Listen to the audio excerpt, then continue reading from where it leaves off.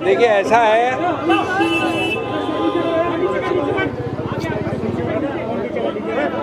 जब तक आप बोलेंगे तब तक शुरू नहीं कर सकता मैं, और हिंदी और इंग्लिश दोनों करूंगा मैं। आप शांत रहें, आप शांत रहिए, कोई बोलिए नहीं और हाथ नहीं लगाइएगा, यानी सब गिर जाएगा ये, it will all fall down.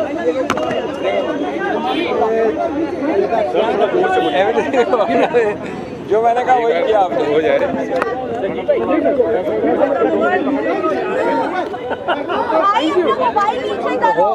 अच्छा ऐसा है, if you don't keep quiet I can't start. Please शांत रखिए, शांति रखिए। दोस्तों शुरू कर रहे हैं, मैं हिंदी और इंग्लिश करूंगा मैडम। दोस्तों जैसा आप जानते हैं, कांग्रेस पार्टी का ये डेलीगेशन अभी चुनाव आयोग से आया है बाहर। हम धन्यवाद करते हैं चुनाव आयोग का कि उन्होंने बहुत अल्प समय में हमें जल्दी से जल्दी मीटिंग और कंप्लेंट अपनी दोहराने और बताने के लिए व्यापक रूप से समय दिया। हम आशा और विश्वास करते हैं कि ठोस कदम जल्द से जल्द उठाए जाएंगे। मैं संक्षेप में आपको बता दूं, 17 कंप्लेंट्स हैं हमारी चार्ट में, 17। मैं सिर्फ 3 या 4 के बिंदु बताऊंगा आपको समय बचाने के लिए। सभी बहुत गंभीर हैं और सभी हमारे मूल सिद्धांत जो इस स्वतंत्र भारत के हैं उनका उल्लंघन करते हैं, उन पर आघात लगाती हैं। इसलिए ये आवश्यक है कि जिसको हमने संवैधानिक रूप से एक पुलिसमैन बनाया है, संरक्षक बनाया है इस पर्टिकुलर क्षेत्र का, अधिकार क्षेत्र का, वो तुरंत ठोस, सही और स्पष्ट एक्शन ले, क्योंकि ये हमारे संविधान के सभी आत्मा के जितने भी प्रावधान हैं उनके बारे में है। सबसे पहले है हमारी कंप्लेंट नंबर 17। इस देश के, और मैं बहुत आदर के साथ कहता हूँ, हमारे प्रधानमंत्री भी हैं, इस देश के प्रधानमंत्री हैं, और मैं वास्तव में उनका आदर करता हूँ क्योंकि बहुत मुखर वक्ता हैं, प्रखर वक्ता हैं। मैं हाथ जोड़ के उनसे कहूँगा कि उन्होंने इस प्रकार का वक्तव्य कैसे दिया, नहीं देना चाहिए, और चुनाव आयोग को इसके ऊपर तुरंत एक्शन लेना चाहिए। ये वक्तव्य आप सभी जानते हैं, ये उनके ऑफिशियल हैंडल पे छपा हुआ है, प्रकाशित है। ये कल परसों कैंपेन के दौरान राजस्थान में कहा गया। इसमें मैं इसको भद्दा मानता हूँ, मैं इसको दोहराऊंगा नहीं, लेकिन इसके 4-5 तत्व आपको याद दिलाऊंगा जिसको हमने पूरी तरह से चुनाव आयोग के सामने रखा। इसमें एक समुदाय एक धर्म का स्पष्ट नाम के साथ विवरण है, स्पष्ट नाम के साथ। नंबर 2, ये बड़े स्पष्ट रूप से कहा गया है कि वो समुदाय इस देश की अल्प रिसोर्सेज को हड़प सकता है, हड़प लेगा, कांग्रेस उनको दे देगी इस प्रकार के अल्प रिसोर्सेज, उस समुदाय, उस धर्म को। नंबर 3, उस समुदाय और उस धर्म को घुसपैठियों के साथ बराबर में जोड़ा गया है। ये बड़े स्पष्ट शब्द है, प्रकाशित शब्द हैं, आपके सब चैनल्स पे हैं, आपके सब प्रकाशन में हैं। नंबर 4, ये कहा गया है कि इसका आघात भारत के हिंदू धर्म के कई जो बहुत स्थापित सिंबल्स हैं, मंगलसूत्र एक उदाहरण है, उस पर आघात हो सकता है। मैं वापस हाथ जोड़कर कहूँगा कि इतने बड़े ओहदे के चीफ एग्जीक्यूटिव इस देश के माननीय प्रधानमंत्री, हम सबके प्रधानमंत्री, उन्होंने सीधा उल्लंघन किया है, सीधा उल्लंघन किया है 123, जो किसी रूप से धर्म के आधार पर कोई वक्तव्य अलाउ नहीं करता है चुनाव के वक्त। नंबर 2, चुनाव आयोग के बारंबार सर्कुलर्स का उल्लंघन है।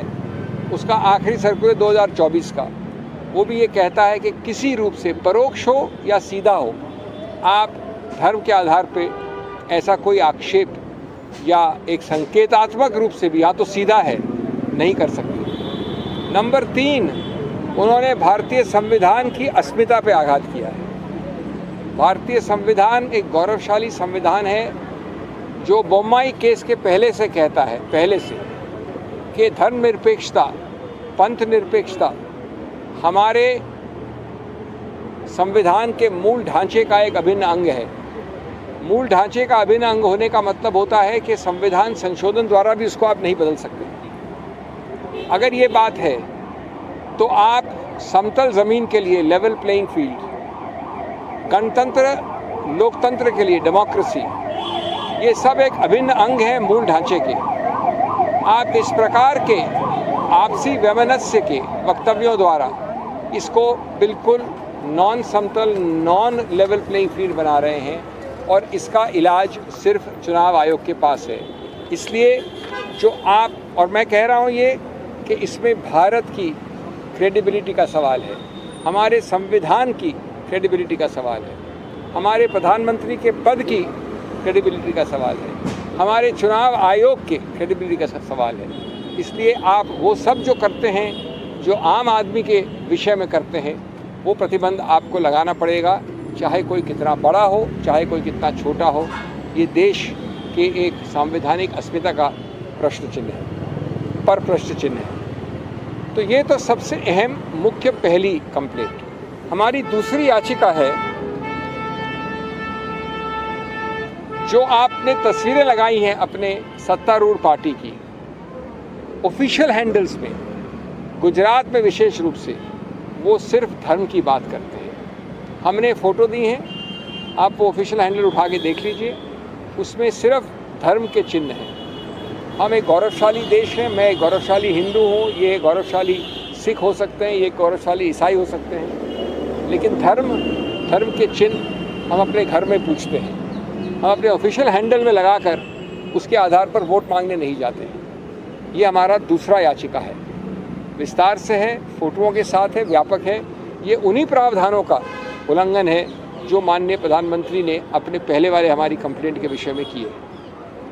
तीसरा, एक बहुत ही विचित्र उल्लंघन देखा हमने, जो सिर्फ गैर कानूनी हस्तक्षेप और गलत रूप से दुष्प्रभाव डालने वाला हस्तक्षेप है। हमने ऐसा कभी सुना नहीं, कभी हुआ नहीं। मैंने अंदर माननीय आयोग को जेम्स बॉन्ड की कहानी बताई कि पहली बार तो तुक्का होता है, दूसरी बार कोइंसिडेंस होता है।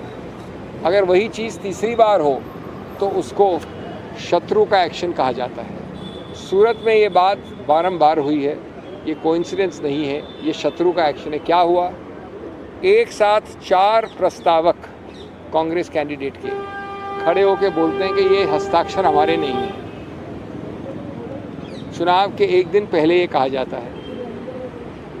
उसके बाद कुछ समय तक जो कैंडिडेट है सूरत से, वो भी लापता होते हैं, मिलते नहीं हैं। अब सबसे रोचक, जो कोइंसिडेंस नहीं हो सकता, जितने और पार्टियों के जितने कैंडिडेट्स हैं सूरत से, सब विड्रॉ कर जाते हैं। ये ऐसा अजूबा तो हमने देखा नहीं। सूरत का कैंडिडेट इतना प्रभावशाली है कि कोई उसके विरुद्ध खड़े होकर तैयार नहीं। खड़े होने के बाद, नामांकन पत्र भरने के बाद, तो इसलिए हमने कहा है चुनाव आयोग से कि ये आपने चुनाव के धरातल को नॉन लेवल प्लेइंग फील्ड बना दिया है, समतल ज़मीन नहीं छोड़ी है। ये चुनाव पिटिशन का मामला नहीं है, इसमें आपका एक ही हल है, ऐसे कारनामों का फ़ायदा न उठा पाए कोई। इसलिए अति आवश्यक है कि आप स्थगित करें चुनाव सूरत में और चुनाव की नई तारीख दें, जिससे ये संदेश बड़ा स्पष्ट जाए कि अगर मैं इस प्रकार के दुष्प्रभाव से इनको इफ़ेक्ट करता हूँ या इनको इफ़ेक्ट करता हूँ, वोटर हो या कैंडिडेट हो, उसका फ़ायदा मैं नहीं ले सकता। इसलिए इस चुनाव को स्थगित करने की हमने मांग की। 5वां उदाहरण आता है, हमने कंप्लेंट की है न्यूज़ 18 के एक एंकर चैनल ऑपरेटर जो चलाते हैं प्रोग्राम्स, सूर्य तिलक से राज तिलक नाम से उनका एक प्रोग्राम है, उनको लिखित कंप्लेंट दी है अमीश देवगन के विषय में। आप लोग सब पत्रकार हैं, आप लोग सब YouTube में जाना जानते हैं, आप उनका वो प्रोग्राम देख लीजिए। हमने लिंक दी है चुनाव आयोग को। वो इतना भद्दा है, वो इतना उत्तेजनापूर्ण है, वो इतना आपसी वैमनस्य फैलाता है, वो इतना धार्मिक है, वो इतना गैर कानूनी है, वो इतना धर्मनिरपेक्षता और पंथ निरपेक्षता के विरुद्ध है कि हमारा पूरा शर्म से माथा झुक जाए। हमने तुरंत प्रतिबंध के लिए कहा है। इसी महान व्यक्ति के विरुद्ध पहले कंप्लेंट्स हो चुकी हैं, निर्णय आ चुके हैं, लेकिन इस वक्त एक प्रयत्नशील काम हो रहा है कि चुनाव में जितना माइलेज निकाल सको गैर कानूनी काम से उतना निकाल लो, बाद में देखी जाएगी। कि बाद में देखी जाए पे तुरंत प्रतिबंध लगाने के लिए आवश्यक है कि इसको रोका जाए, और वो हमने हमारी चौथी कंप्लेंट में किया है। अंतिम बात जो मैंने कही, और मेरे मित्र अभी एक दो और आपको उदाहरण देंगे, जो अंतिम बात मैंने की वो थी कि माननीय राहुल गांधी जी कर्नाटक के उस क्षेत्र में कैंपेन करेंगे जब दूसरा कर्नाटक का क्षेत्र जो है वो साइलेंस पीरियड में होगा। यानी एक क्षेत्र में कर्नाटक में चुनाव हो गए, वो साइलेंस पीरियड में चला गया है, मौन व्रत के पीरियड में, और दूसरे पीरियड में जहाँ की अलग अलग चरणों के चुनाव हैं वहाँ पर कैंपेनिंग अनुमति है, अलाउड है। तो हमने स्पष्टीकरण मांगा है कि चुनाव आयोग राहुल गांधी जी को उन क्षेत्रों में चुनाव अभियान करने का पूरा अनुमति दें। ये सभी हमारे बाकी 15 या 14 कंप्लेंट्स के साथ विवरण किया है, लिखित दिया है, कंप्लेंट दी है, प्रावधान दिए हैं, फोटोग्राफ दिए हैं, याचिकाएं दी हैं, और उसके बाद अब हम समझते हैं कि ट्रायल पे न ये लोग हैं न हम हैं, ट्रायल पे चुनाव आयोग है। Friends, let me very quickly in English summarize what has happened. I have had a privilege of leading the Congress delegation involving about 17 complaints to the Election Commission. The 17 complaints are summarized in a chart. All of you are getting a copy by email from our media department. The 17 complaints I have enlarged upon and discussed in detail only 5 or 6 before the Chunav Ayog. I will just summarize some of them. The most important is the first one, which deals with the extremely objectionable comments of no less than the Honorable Chief Executive of this government. We respect the office he holds. He is as much our Prime Minister as he is yours and of the BJP. The higher the post he holds, the more the obligation on him to exercise restraint. Unfortunately, the statement we have quoted is seriously, ridiculously objectionable. We can never expect this from as eloquent a Prime Minister as our Prime Minister. We would pray to him with folded hands to withdraw these comments, to clarify, and we have asked for the Election Commission to state that this is the position. In law, we will do in his respect whatever we do with others. What he has said, I am not going to quote. It is in your channels. It was said yesterday, day before in Rajasthan. It is published. But its 4 or 5 elements are deeply, deeply objectionable. He has named a community. He has talked of religion blatantly. He has talked of communal and community blatantly. He has linked it with deprivation of resources of the majority and garnering and monopolization of resources by that minority. He has brought in Hindu imagery of no less than the Mangal Sutra. He has therefore clearly violated Section 123, the basic principle of not allowing excitement and inflammation of communal passions. Several circulars of the EC during the Model Code of Conduct, the latest being on 1st March 2024. The constitutional ethos and spirit which makes secularism a basic structure of our constitution, which makes a level playing field and democracy itself a part of the basic structure.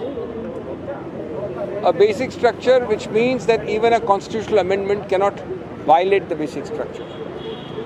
This is a very serious, uncalled for invasion, and we hope and trust because the Election Commission itself is on trial, that irrespective of the status of the person who has done this, appropriate action as in any other case will and must follow shortly. The second complaint we have raised is an extraordinary one. As I said in James Bond parlance, the first time is happenstance, the second time is coincidence, the third time is enemy action. In Surat, the person of the Congress candidate who was nominated by 4 proposers, suddenly all 4 stand up and deny their signatures. All 4 together. This is no coincidence. The candidate is missing for many hours. By the time he resurfaces, we find that every other candidate has withdrawn his candidature. Every one of them. His candidature is rejected by the returning officer. If you don't want to have elections in this country and you want to hand over Surat on a platter, then why go through the charade of elections? Why notify the elections? We have therefore requested the Election Commission to postpone the elections in Surat and to redo the elections shortly, to send a clear message that you cannot take advantage of this kind of wrong, undue influence. This is not a case where an election petition will decide the matter later on. This is a case of no election, by complete subordination of the democratic will of several contestants and several proposals. It is a case of patent bad faith and undue pressure. The third example we have raised before the Commission is about the imagery on the social media handles of the official social media handles of the BJP. All official. We have given photographs, no unofficial, no individual. All the social media imagery, the posters of the BJP officially put only have Hindu religious imagery. We are all proud Hindus. Somebody may be a proud Sikh, somebody may be a proud Christian, but we keep our religion within our homes. You are not allowed to carry this religion onto your posters and your official handles. That's the meaning of the EC directive against religion being used or misused for canvassing. This again needs to be dealt with a stern hand. We have given photographs and details to the Election Commission. Lastly, we have raised the issue of Amish Devgan, a News 18 anchor who carries on an inflammatory, an incendiary, a seriously provocative, mutual hatred generating program on his channel.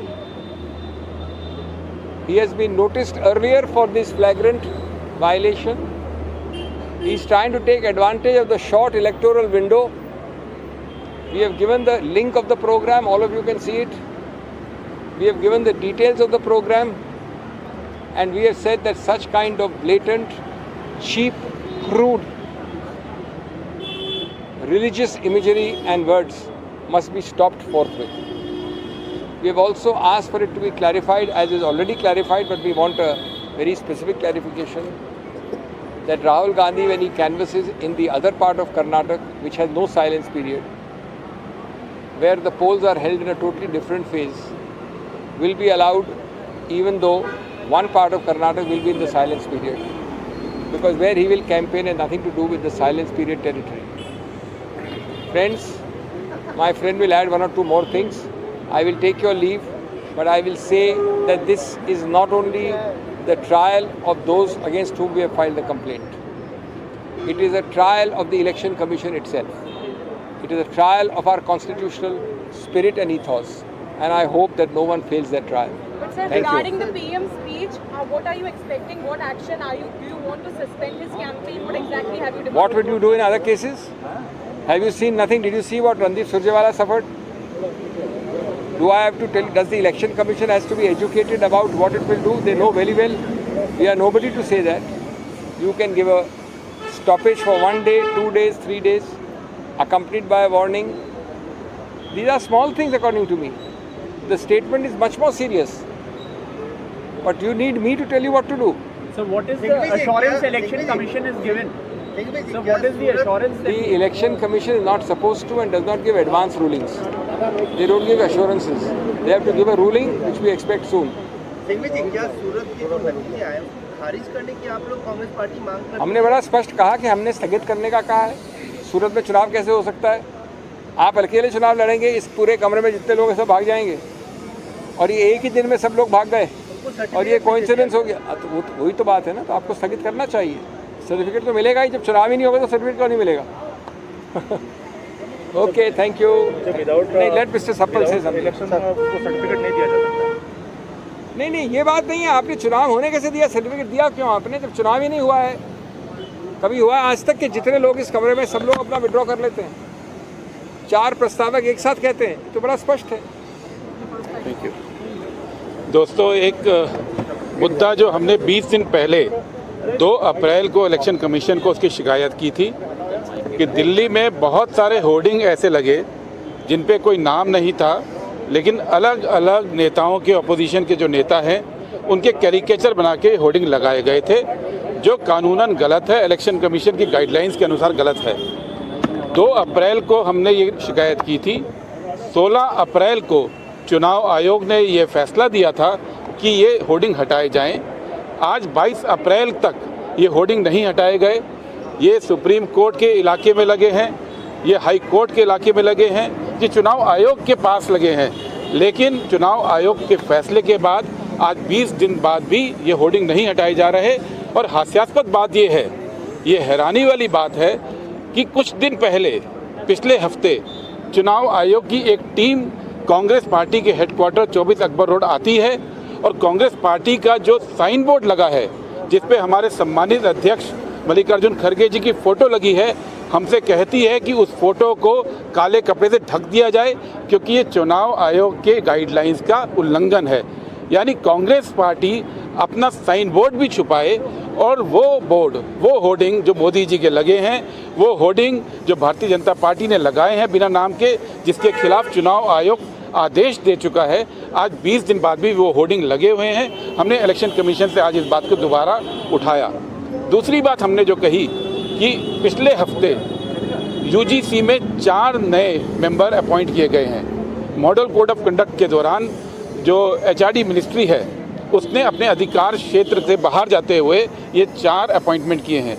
आपको याद होगा, पिछले हफ्ते भी हमने एक और मुद्दा उठाया था, जिसमें सूचना प्रसारण मंत्रालय चुनाव आयोग के गाइडलाइंस के अगेंस्ट जाकर मॉडल कोड ऑफ कंडक्ट के दौरान बहुत सारे यूट्यूब चैनल्स, बहुत सारे प्लेटफॉर्म, सोशल मीडिया प्लेटफॉर्म और बहुत सारे लोगों के वक्तव्यों को हटाने का ट्विटर से और फेसबुक और मेटा से हटाने की बात कर रही है।